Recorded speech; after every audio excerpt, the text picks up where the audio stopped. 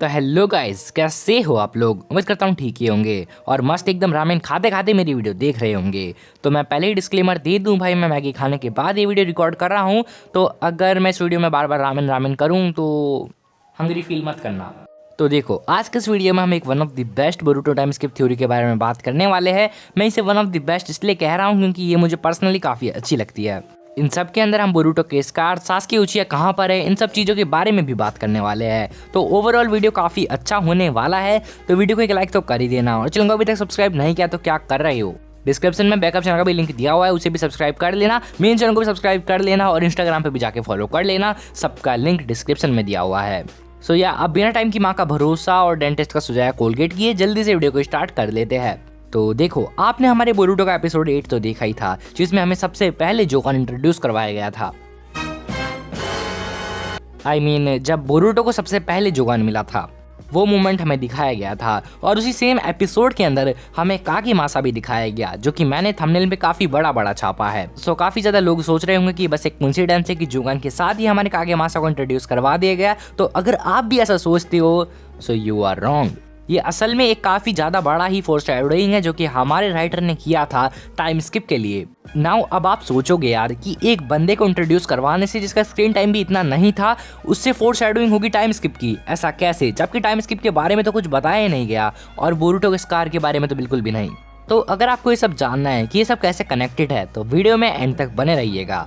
तो देखो, मैं इस वीडियो में इतनी देर से कागेमासा करे जा रहा हूँ, तो आखिरकार ये कागेमासा है कौन। लेकिन ये जानने से पहले हमें जानना होगा हमारे नारुतो सीरीज के बारे में। हमें पता है हमारे नारुतो सीरीज में काफी ज्यादा ही रिजेम्बलेंस आए थे हमारे जापानीज मैथोलॉजी से, जैसे कि नाइन-टेल फॉक्स, अमातेराजु, सुकियोमी, सुसानो और काफी सारे। तो अगर यही सेम चीज हमारी बोरुटो सीरीज में भी हो जाए तो कोई चौंकने की बात नहीं होनी चाहिए, क्योंकि मैथोलॉजिकल रिजेम्बलेंस एक एनिमे में आना काफी आम बात होती है।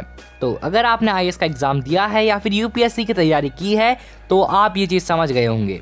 हमारा कागेमासा भी एक मैथोलॉजिकल रिजेम्बलेंस है। तो देखो, जो हमारा कागेमासा था वो तो एक समुराई जो कि था टोरा क्लैन का, और वो लड़ाई कर रहा था हमारी मिकामोटो क्लैन के लिए। और कहा यह जाता है कि जो हमारा कागेमासा था उसने उस बैटल के अंदर या फिर कहे तो उस वॉर के अंदर अपनी एक आंख पे कट लगवा लिया था, सेम एज बोरुटो। एंड हमने ये भी देखा है कि हमारे बोरुटो टाइम स्किप वाले ने भी अपनी आंख पे कट लगवा रखा है, या फिर कहे तो उसके कट लग गया है। लेकिन अब आपके दिमाग में क्वेश्चन आ रहा होगा, ये कट लगने की वजह से बस नहीं, और भी काफी चीजें हैं। जब हमारा कागेमासा था 16 साल का तब उसे ये कट लगा था, और जब उसकी आंख पे स्कार लगा था उसके बाद भी उसने काफी लंबे समय तक फाइट लड़ी थी। तो जब हमारा टाइम स्किप वाला सीन चल रहा था उसमें हमारा बोरुटो था 16 साल का, सेम एज आवर कागेमासा। तो ये तो प्रूफ हो जाता है कि हमारा कागेमासा की तरह ही हमारे बोरुटो को 16 साल की एज में ही कट लगने वाला है। और हमारे बोरुटो की आंख पे कट लगने के बाद भी हमारा बोरुटो काफी लंबे समय तक फाइट करने वाला है। तो इससे ये तो कंफर्म हो जाता है कि जो हमारे बोरुटो का कैरेक्टर थिंकिंग है, हमारे बोरुटो का कैरेक्टर है, वो बेस्ड है हमारे कागेमासा पर। एंड जो हमारा कागेमासा था उसका बाप भी एक विलेज ऑफिशियल था, यानी कि एक विलेज में सरपंच, या फिर कहीं तो एक विलेज में काफी बड़ा ओहदे वाला, just like our Naruto boy होकागे। तो सेम एज बोरुटो हमारे कागेमासा का बाप भी एक विलेज ऑफिशियल है। तो इससे काफी सारी चीजें कंफर्म हो जाती है। लेकिन अभी भी फोरशैडोइंग खत्म नहीं हुई है, अभी भी काफी सारे प्रूफ्स बाकी है जिसकी वजह से हम ये पता लगा सकते हैं। और तो और जो हमारा बोरुटो उजुमाकी चैप्टर 66 में जाकर मरा है ना, उसका हमें फोरशैडो कर दिया गया था एपिसोड 8 में ही। So now you will think that ऐसा कैसे हो सकता है। तो अगर आपको ये चीज जाननी है तो वीडियो में एंड तक बने रहो, क्योंकि ये चीज भी कनेक्टेड है हमारे कागेमासा से। हमें पता ही है बोरुटो एपिसोड 8 में बोरुटो को मिला था जोगान, मिला था कागेमासा, एंड मिला था उसका मामा तोनेरी ओत्सुत्सुकी, जिसे उसके जीजा ने काफी ज्यादा पीटा था। डैम भाई, जीजा ने पीटा था तोनेरी को। खैर, हमको पता है हमारे कागेमासा के पास भी एक स्पेशल आई थी जस्ट सेम एज बोरुटो। और यहाँ पे मैं स्पेशल आई बोल रहा हूँ, स्पेशल आईज नहीं। तो इससे हमें कंफर्म हो जाता है कि हमारे बोरुटो के पास भी एक ही स्पेशल आई है, जिसे हम कह सकते हैं जोगान। एंड उसी सेम एपिसोड में जब हमारा बोरुटो पिक्चर देख के या फिर कहे तो बुक पढ़ के आराम से मस्त सो रहा था, तो उसके सपनों में आया था उसका मामा तोनेरी। एंड तोनेरी ने हमारी बोरुटो के फ्यूचर के बारे में सब कुछ बताया था कि तुम्हारे फ्यूचर में डिस्पेल द लाइट, डार्कनेस वगैरह ये सब उसने बका था। एंड इन सब के बाद जब हमारे बोरुटो की नींद खुली थी तो वो खड़ा होने के बाद एक्ट कर रहा था कागेमासा जैसा, जैसे कि उसने अपनी आंख पे वो पहन लिया था, कुछ अलग अलग पोज मारे जा रहा था और ये सब।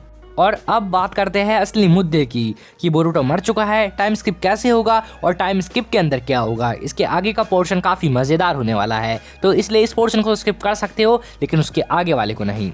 तो अगर आपने हमारा बोरुटो एपिसोड 8 काफी ज्यादा गौर से देखा था, क्योंकि मैं वीडियो वही देख कर बना रहा हूँ, तो देखो जिस मूवी के अंदर हमारा कागेमासा आया था उस मूवी के अंदर कागेमासा के बंदे कागेमासा को कह रहे थे कि भाई तू कागेमासा नहीं है, because Kagemasa is already been dead, यानी कि कागेमासा तो पहले ही मर चुका है, तू कागेमासा हो ही नहीं सकता। इसका मतलब सबको लग रहा था कि Kagemasa is dead but Kagemasa isn't dead. आसान भाषा में कहूँ तो भाई सबको लग रहा था कि हमारा कागेमासा मर चुका है, लेकिन असल में कागेमासा मरा नहीं था। कागेमासा ने भी उसकी डेथ को फेक किया था, just same as our boy Boruto उजुमाकी।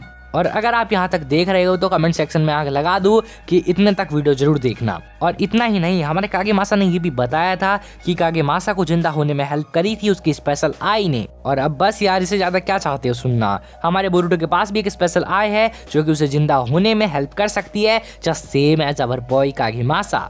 So now let's talk about our time skip. सभी को लगेगा कि बोरुटो इज डेड, क्योंकि भाई इतनी छाती फाड़ दी है हमारे बोरुटो की, तो अब जिंदा तो होगा नहीं।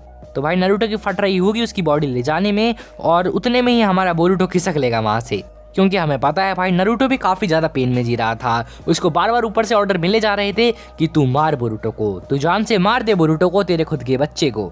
एंड ये चीज कहीं ना कहीं हमारा मैच्योर बोरुटो भी समझ चुका होगा, इसलिए हमारे बोरुटो ने उसकी डेथ को फेक कर दिया, जिसकी वजह से 5 कागेस को लग रहा था कि हमारे कावाकी ने अच्छा काम कर दिया है और कावाकी को मिल जाएगा मेडल। और आप मेडल का मतलब यहाँ पे समझ ही सकते हो मैं क्या कहना चाह रहा हूँ। नारुतो के बारे में इस वीडियो में बात नहीं करने वाले, बात करते हैं बोरुटो की। तो भाई बोरुटो फेक डेथ करके जाएगा कहाँ? हमें पता है सास्के एक मिशन पे गया हुआ है कोड को ढूंढने के, तो ऐसा हो सकता है कि उसको उसके सेंसे पे पूरा का पूरा 100% 1000% भरोसा हो कि हाँ भाई उसके सेंसे सास्के उचिया एसगे सास्के उसकी हेल्प जरूर करेंगे। तो हमारे सास्के के साथ जाता है हमारा उजुमाकी बोरुटो दाते बसा।